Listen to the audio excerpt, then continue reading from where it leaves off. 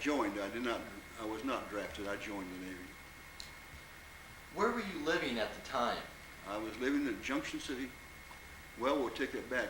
Junction City was my hometown, but I was living at the University of Kansas as a student. Was that in Lawrence, Kansas? Lawrence, Kansas. Why did you join the military? Well, I become a little bit irate because I was eating lunch when they bombed Pearl Harbor in 1941, and well, a bunch of the freshman football players got together and they decided they'd want to join up, and that's what we did.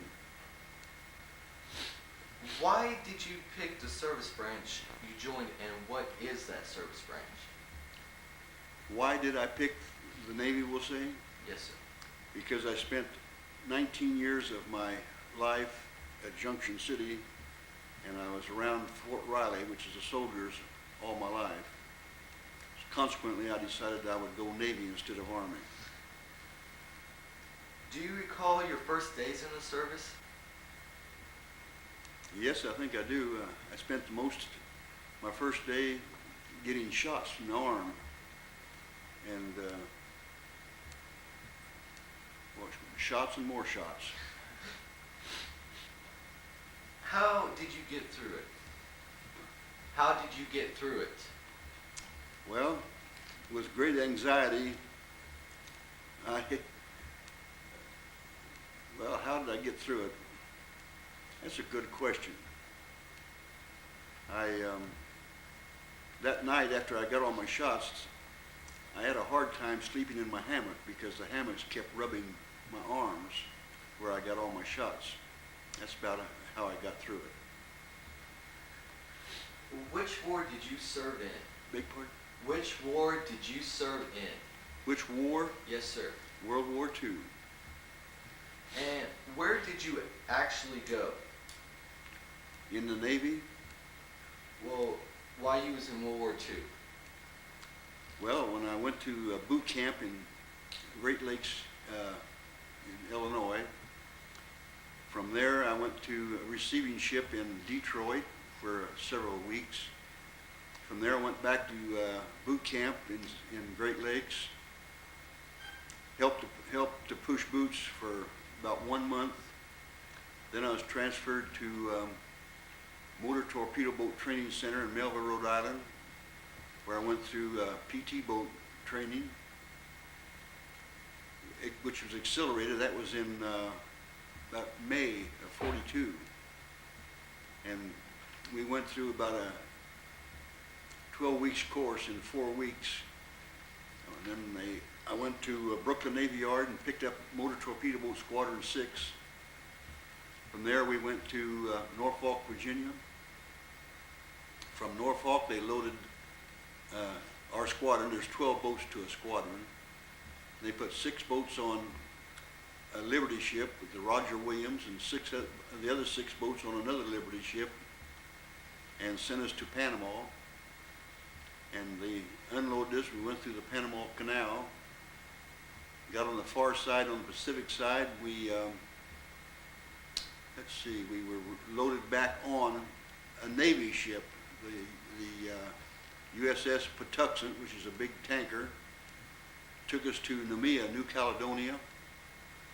From Noumea, New Caledonia, they unloaded us, and on our own power we went to the Solomon Islands, Guadalcanal, Tulagi, Rendova, Bougainville, Treasure Island, and so I spent 2 years, I think, just about 2 years in that area right there. So you've been to a lot of places, correct? I've been to quite a few places, without names. What was your job? Aboard the PT boat, Yes, sir. I was a navigator gunner. Did you see the combat? Beg pardon? Did you see combat? Unfortunately, yes. Tell me about a couple of your most memorable experiences. Come again on that? Tell me about a couple of your most memorable experiences. Well, probably the most memorable experience I had, which we had many of them when we were on patrol off of Guadalcanal and Bougainville. But the one that I remember very vividly was coming in off patrol out of Kula Gulf one morning. We were strafing barges, and three F4U Corsairs that belonged to the Black Sheep, Pappy Boynton, I don't know if you remember him, came out of the sun, and they thought we were barges, and they strafed us. And I lost 3 good friends on that strafing job. That's about all I... Okay. Were you awarded any medals or citations? The only citations we had is the Asiatic Pacific Medal with 5 stars, which each star represented a battle of Guadalcanal, Rendova, Bougainville, Treasure Island. That's all. That's all. What was your rank when you got out of the military? What was my rank? Yes, sir. Quartermaster, 2nd class. And what exactly is that? A quartermaster in the Navy keeps a charge of all the waters that you're working in. It also you log all your logging when the boat goes underway and where it goes and when it's come back moored. It's just a general history of the boat. How did you stay in touch with your family? By email, not email, but they call it free mail in the Navy or service.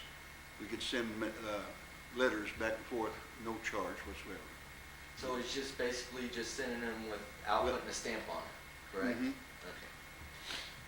What was the food like? Well, PT boats, we operated from a base. We operated at nighttime and slept in the daytime. And we had a base force that would cook our meals for us and everything, which consisted mostly of powdered eggs and Spam. Did you have plenty of supplies? We had plenty torpedoes. We had plenty of 50 caliber bullets. And I don't know, I guess we had a good supply of Spam. Did you feel pressure or stress? I didn't have stress. We had pressure on patrol at night sometimes. No, I didn't have any stress, just pressure. How did people entertain themselves? Well, we would be fortunate enough to make it back to the base in the morning after our patrol at night.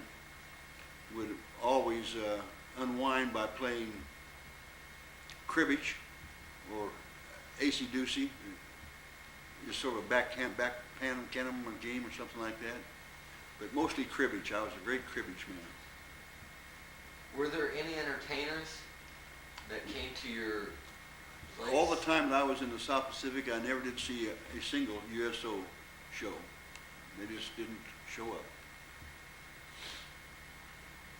What did you think of the officers and fellow soldiers? The crew aboard a PT boat is real close. It usually consisted of 8 men and 2 officers. And I can remember I was one of the youngsters aboard ship. I was 19 years old. And the old man of our crew, he was 22 years old. He was the old man. But as far as the officers are concerned, they were real young also. Our executive officer was he was the one of the first classes that graduated from the academy in 3 years. and he was a real youngster. In fact, when we'd go on Liberty in Panama, he'd put on dungarees and go on Liberty with enlisted men. He figured that he had more fun there. After the service, do you recall the day your service ended? Do I recall the day of the service my ended? Yes, sir. I can recall it. Yeah, they gave me $21 muster and out pay. I remember that. Where were you when you were done with the service, sir? When I got discharged from the service? Yes, sir. St. Louis, Missouri. What was the name of it? St. Louis, Missouri. What year was that when you were discharged? 1945. 1945. December the 5th, 1945. What did you do in the days and weekends afterwards? After I got discharged? Yes, sir. In the days you say following? Yes, sir. Well, when I got discharged at Lambert Field in St. Louis, I walked out the gate and hitchhiked to Lawrence, Kansas, where I met my brother, and he was at the university, going to the university at that time, and I spent a few days with him before I went on back to Junction City. Did you go to work or did you go back to school? I enrolled in the spring semester of 1946 at the University of Kansas to continue my education. Was your education supported by the GI Bill? It was by the GI Bill. Did you make any close friendships while in the service? Like I said before, the 8 men and 2 officers aboard a PT boat were real close. We had a lot of good friends accumulated there. Do you continue of those relations? There's only 2 of us left of the original crew of the 126 boat, and we keep in touch on special holidays, Christmases and birthdays and things like that. So you do keep in touch, right? I do keep in touch with that one individual. That's all that's left. Did you join a veterans organization? I am a member of the American Legion and Veterans of Foreign War, and I'm a member of the Navy Amateur Radio Club. That's about all. What did you go on to do as a career after the war? What did I do for my career after the war? Yes, sir. After I finished my bachelor's and master's degree at the university, I came to Onega, Kansas as a teacher. Did your military experience influence your thinking about war or about military in general? You want to repeat that again? Did your military experience influence your thinking about war or about the military in general? About my only question I'm going to say to that is that I do believe in peace through strength. Do you attend the reunions? Do you attend any reunions? Yes, our PT boats have a reunion every year, and but it's getting to the point where I don't know hardly anybody, because there's 12 boats to a squadron, and there was 40-some squadrons of PT boats. Well, we were in Squadron 6, which Squadrons 1, 2, and 3 were destroyed in the very first part of the war. Squadron 4 was training squadron at Melville, and then 5 and 6, which was our squadrons, we were the first ones to go back out. But I didn't,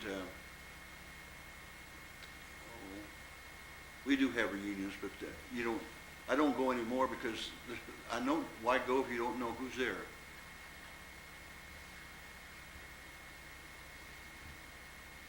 That is all I have, sir. Thank you for coming. We appreciate this very much.